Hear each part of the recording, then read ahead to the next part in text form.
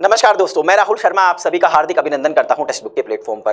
भारत का परम मित्र कहूं या मजबूरी बस भारत का बढ़ता हुआ ट्रेड पार्टनर कहूं, जी हां, मैं बात कर रहा हूं रूस की।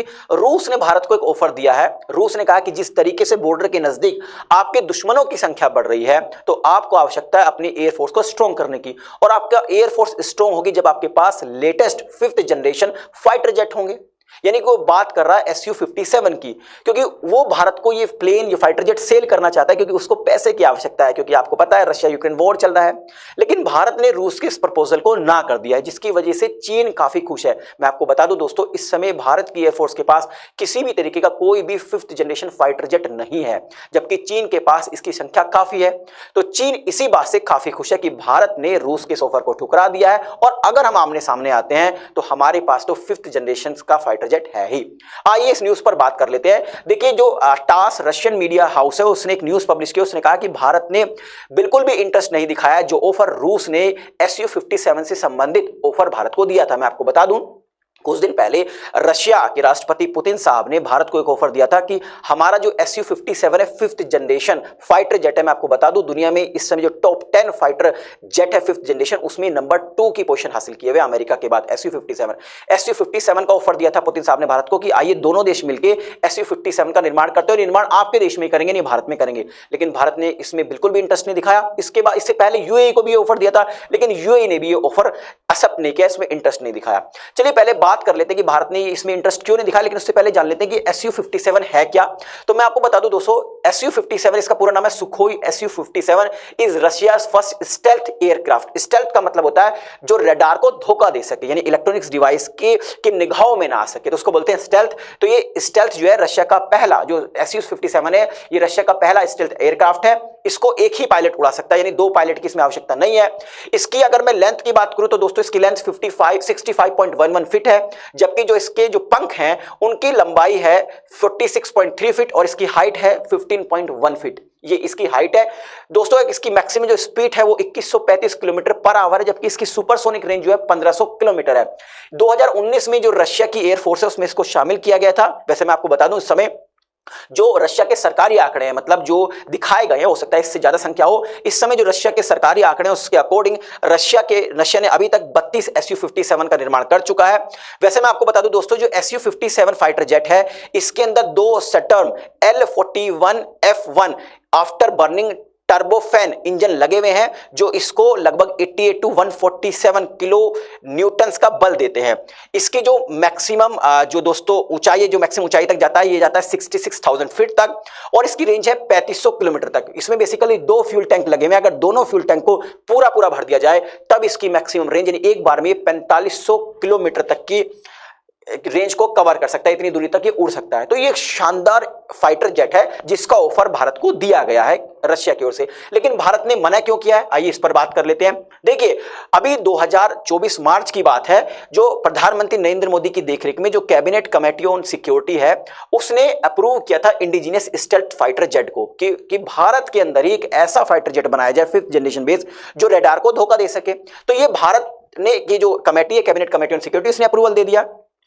अब इस जो ये 5th जनरेशन का भारत के अंदर जो इंडिजिनियस एयरक्राफ्ट बन रहा है, बेसिकली ये advance medium combat aircraft programme के तहत बनाया जा रहा है, जिसके लिए कैबिनेट कमेटी ने 15,000 करोड़ रुपए सैंक्शन भी कर दिए, अप्रूव भी कर दिए।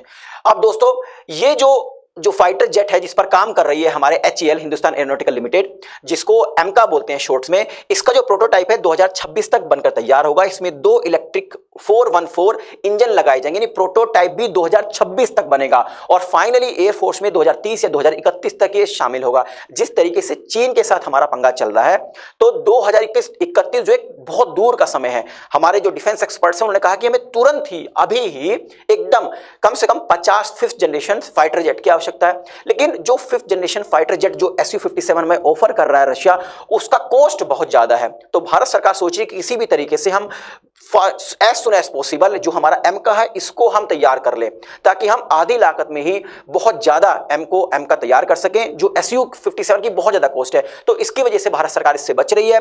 अब चीन इसलिए खुश हो रहा है क्योंकि मैं आपको बता दूं दोस्तों, चीन के पास जो चेगडू J-20 ब्लैक ईगल है, ये भी 5th जनरेशन एयरक्राफ्ट चीन के पास ऑलरेडी है।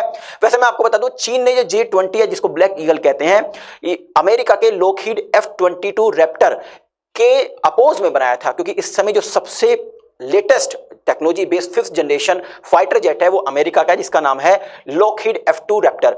अगर इन दोनों का कंपैरिजन किया जाए, चाइना और अमेरिका के फाइटर जेट का 5th जनरेशन का, तो अगर J-20 की बात करें तो J-20 की मैक्सिमम स्पीड जो 2100 किलोमीटर पर आवर है और ये लगभग 59,000 फीट तक ही ऊंचाई तक जा सकता है। अब इंडिया ने क्या किया है, इंडिया फोकस कर रहा है एमका पर। भाई इंडिया सोच रहा है क्यों भारी भरकम पैसा दिया जाए, इसकी बदौलत हम जो पैसा हम रशिया को दे रहे हैं इसकी बदौलत दूसरा हथियार हम खरीद सकते हैं। तो भारत फोकस कर रहा है एमका पर और Su-57 को रिजेक्ट कर दिया है भारत ने।